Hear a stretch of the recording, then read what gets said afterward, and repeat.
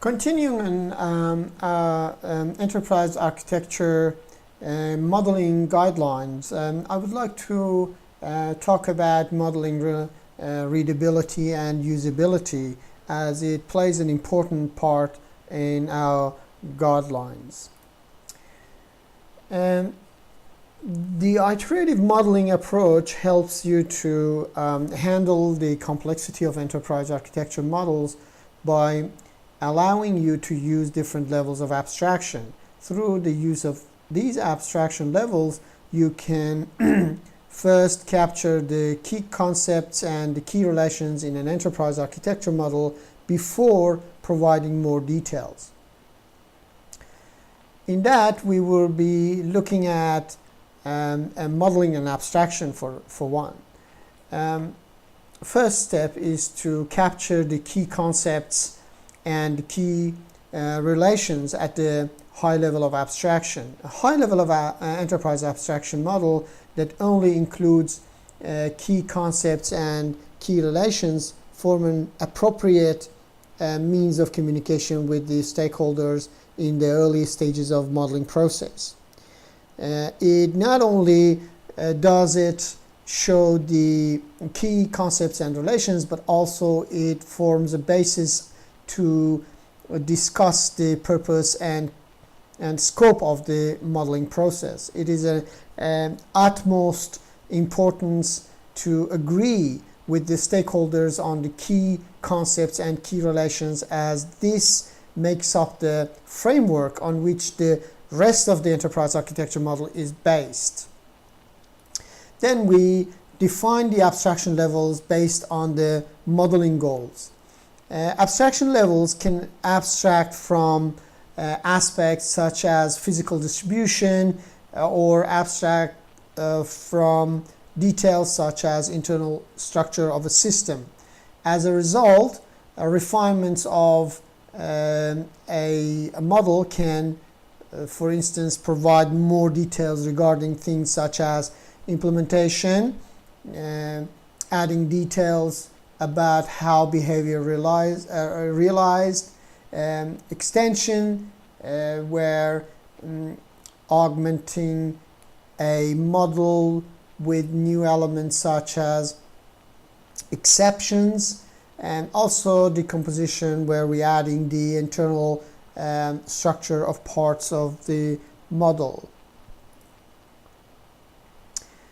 We also need to keep the abstract level consistent. So in creating an enterprise architecture model, we suggest an iterative approach using multiple abstraction levels, where the first iteration is performed in a top-down manner.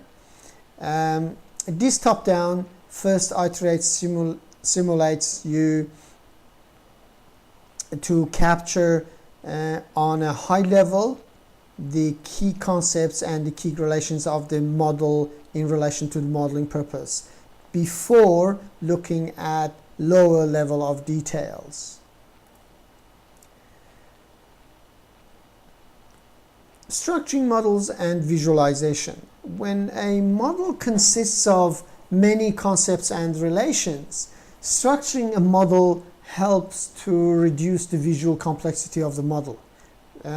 It makes it easier for your stakeholders to recognize and understand your model. Architecture models may contain different types of architecture, commonly used as these different types of structures can be listed as things such as functionality, so functional decomposition, time, such as temporal structure, data flows, control flows, usage, such as dependency and call graphs, location, such as physical distribution, data structures, such as type, classes, and hierarchies of data, work, units of implementation, model structure, and so on. In structuring any model, the modeling objective is of very important importance. Different types of structure helps you to make different aspects of the enterprise architecture explicit. If you, for instance, would like to reveal how various application distributions contribute to the realization of the product of enterprise, a growing based on a product may be the most suitable structure. Following is gives us the most important and widely accepted used structuring principles. A structure such as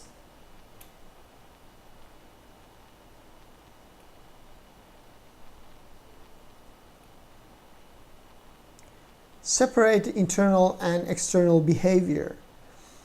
You should describe the behavior of any system element. You should clearly separate what its environment perceives and how it operates internally. The use of that system element does not need to be concerned with its inner working and only has to understand what it shows to the outside world. The prime example of that is the principle of using service concept. So when you use service concepts, we're not concerned about how this service works behind the scenes and how it relates to our lower level infrastructure or other applications. What we're concerned about is what is the functionality that this service provides, and which is actually explained in the interface of the service. Also, it is recommended to use layers. Structure the elements in a model in terms of layering. For instance, the business application technology layers, as applied in Archimate as well, is a good way of layering. The link between layers in an enterprise architecture is typically made explicit via the services one layer provide to another layer. So this communication between layers is through services. We can see an example of this layering in this this figure on the screen, and you can see the communication between different layers. The other thing we can consider is to group by phases. We should structure the elements in the model in terms of the time at which they take place. If the organization, or for instance, distinguishes different phases in a production process, arranging the enterprise architecture model in terms of these phases may really help the stakeholders to recognize and understand your model. Here we can see the business function that comes into play after damage occurs, or grouped by the phase in the process. We can also group by product or services. Grouping by product in a model can be realized by way of, for example, business processes, information, and actors. That these groups can contribute to the realization of a specific product or service. We can also group by information used. we can structure the elements in the model according to the information they have or they need. And this can be applied on technical level, for example, in a data warehouse architecture, but also on a business level, as in a business model for an electronic marketplace or a broker, for example. We can also group by physical distribution. When we're grouping by physical distribution, we group elements in the model based on their physical or geographical location. For instance, as specific activities take place in specific regions, if your enterprise is actually distributed throughout different regions. We also separate independent parts. This is very, very intuitive. Split the model into similar submodels of independent parts of the enterprise. While structuring an enterprise architecture may help your stakeholders to recognize and understand the model, it is also powerful means to make the coherence in an enterprise explicit. For instance, the relationship or the relation that cross the boundaries in the layered structure indicate dependencies where one layer uses information and services provided by another layer. The other topic in guidelines is a representation convention. Okay, so there are conventions on how we represent elements within our model. Of course, the visualization of our model. Representation conventions can be applied to increase the ease of understanding the model, especially for the inexperienced users or unfamiliar users. They may provide useful clues for the meaning of the model. Using conventions does not influence the formal meaning of the model. We can use things such as layouts. A good layout is perceived instantly and almost unconsciously. An unclear, cluttered layout is distracting and hinders the perception of more detailed information. Putting the objects in a diagram in patterns that is easier to recognize and fits into the overall structure of your model is a good idea. To do so, we can use things such as white space or distinguish between normal and exceptional cases by putting them in different places. Use symmetry to stress similarities. So in this image we can see how we use the symmetrics in order to use similar things in a similar manner. We also separate the elements by using white space to make them more distinguishable. We use model time dependency from left to right. Okay, so if there is a dependency on time, say for example things happen in a sequential manner over time, then the time starts from the left hand side and we travel towards the right. We should also avoid crossing lines. So that is really an important part. Here, this image also shows the time dependency on how things actually laid out in a sequential manner in order of their time of execution. We can also use symbols in order to make things more recognizable and understandable. The shapes of objects usually match the intrinsic properties of the object. Yeah, and there is a tendency to use realistic, possibly three-dimensional symbols for concrete and tangible objects.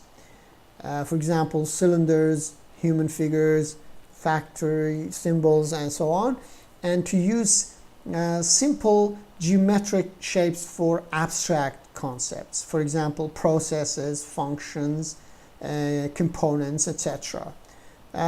We use similar shapes for similar concepts. That's important, and also use the line to stress important relationships. Okay, as you can see in this model, these are more bold lined and more we can see the stress between this is an important communication and also this is an important communication. Of course, obviously this is emphasized that not important as is here.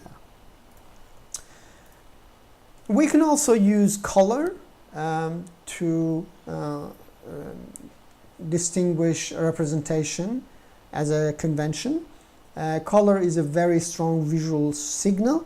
It is a visual distribute or visual attribute that is strongly influenced by prior knowledge that we have from other things that we can associate to that color, like culture values, fashion colors, or company colors. Additional meanings can also be easily attached to a certain color. For example, the use for emphasis, or use for similarity, or use for conveying emotional issues, or limiting the number of colors is really, really important. So we don't want to end up with a whole bunch of different colors that it's more confusing than it's actually making things easier to understand. We can also use text, which is recommended. Most modeling languages combine the power of text and graphics together in order to make more effective communication. Text can be very strong in suggesting the proper interpretation and association, and in stimulating the thinking of the viewer or reader. The guidelines in the use of text try to stimulate you to be diligent in adding proper titles, subscripts, and annotations, and things like that. Text is important to speed up the creation of the proper manual model and to create a good starting point for a line of reasoning. We can use domain-specific terminologies. Using the terminology of stakeholder facilitates the communication with them and helps to make a recognizable model, recognizable by the other stakeholder than the architect themselves. Use naming conventions. They can be used for indicating the kind of element such as verbs or actions and nouns for resources.